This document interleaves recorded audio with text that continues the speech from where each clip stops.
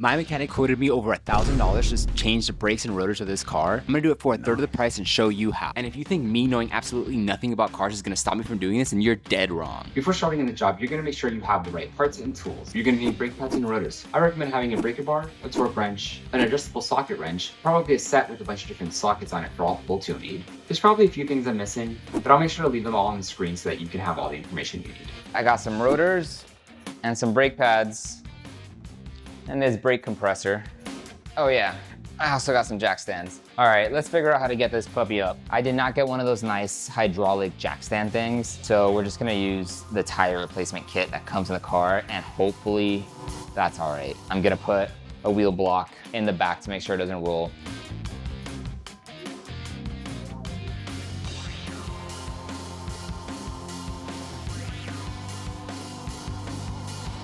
Let's try to get the jack stand out of the car. It looks like it's not gonna fit.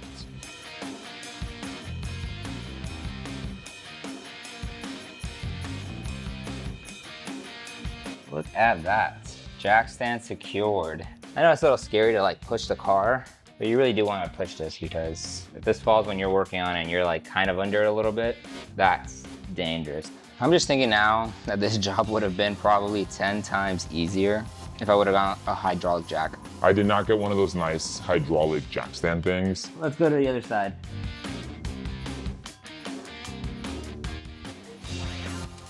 Woo! The car has been lifted. Let's get the wheel off. Okay, and it comes off just like that. All right, so these are the rear rotors and brakes of my car, the Honda Civic 2016. This has an electronic brake system here that is used whenever your car is doing collision avoidance, or when you turn on the e-brake, it uses these brakes, and when it's in park, it uses these brakes. You want to make sure when you're working on these brakes that you have the car off, but also that you don't have the electronic brake on in the car. All right, so I'm in the car just to show you.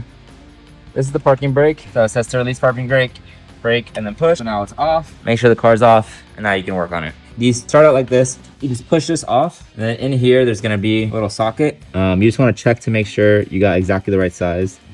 If it's really stuck, try to use just a little bit of rust remover in there. Don't spray it all over this. Okay, so now we're done back there. You can see that I unscrewed the bolts. You can pull them. You just wanna push them so they're not touching this anymore on both sides. This can move now, but it's not gonna be able to move until you move these little bars out. So you can either use pliers to pull them out or just pull them out by hand. And then you do want to make sure when you take this off to be very careful because there are some cables, and then the brake line here. If this falls, it could crack the brake line. So what I ended up doing, I just pulled this up and then I hit softly the brake pad. This is gonna get replaced anyway, so it doesn't really matter. And then I hit this softly up. This is not gonna get replaced, but it didn't really need that much movement. I've seen some videos where they try to push the core in with like a screwdriver. I tried for a bit, and I couldn't do it without excessive force, so I didn't want to mess with the core. But that's another option if you need to do it. But I'm able now to get this off, and then this is a good spot for this. This is the new one, this is the old one. Honestly, in terms of width, it does look like it has quite a bit left. These brakes are in pretty good condition. I think they were recently replaced. All right, so now we're gonna remove the caliper mount. Okay. Oh, there we go. See? There we go. But let's remove this rotor. I used some of this PB Blaster penetrating catalyst, and that worked well. I've heard that WD-40 works well. So putting that on the screw, setting it for like 5 minutes, 10 minutes. Another thing I did is I got Phillips head 3. Make sure it's Phillips head flat, not PZ3, PH3. And I just hit it with a hammer, like pretty hard.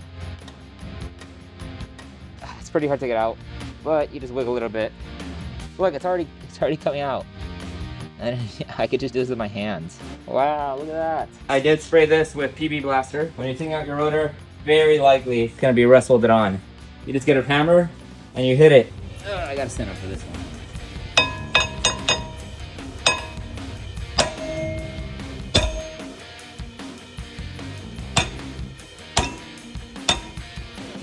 Wow, that was stuck on there. I hit that thing like 30 times. I just gotta hit it hard. You have to clean this up whenever you take off your rotors. You wanna make sure they're flush on here. There's gonna be any rust on this. You get a rust remover, spray it on. We don't wanna leave this on there. We actually want these brake cleaner, clean everything up here. Make sure it's real nice and clean. All right, and I'm gonna wipe it down with a towel. All right, now let's prep the rotor to put it on here. We need to clean that too before putting it on. Wipe it down, get rid of all the oils that it comes with to prevent rust. Wipe it down.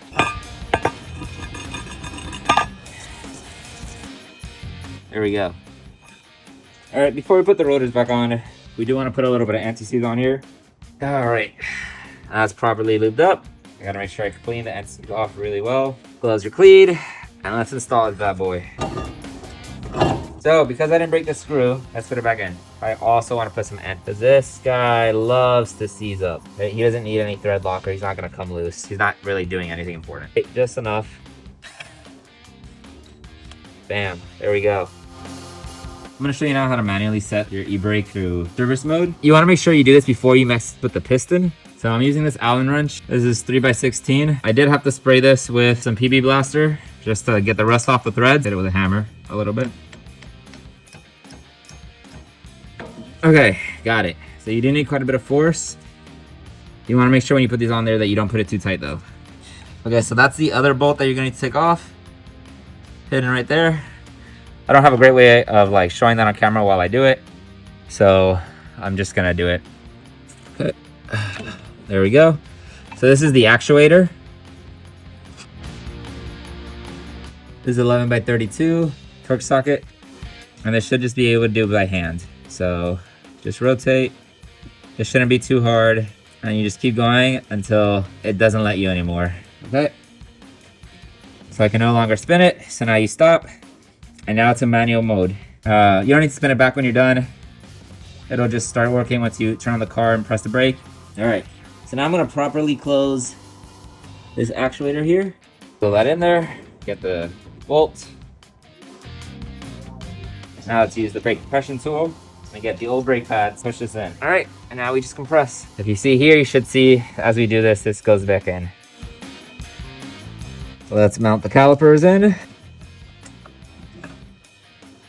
Okay, these are gonna be torqued to 80 pounds. Let's install the brake pads. Get a little bit anti-seize. Just gonna use my fingers. And you just wanna put it all the way here on all sides. You don't wanna touch the rotor when you're doing this, as it could cause brake failures. Let's do it on the other side. Now let's put some on the brake pads.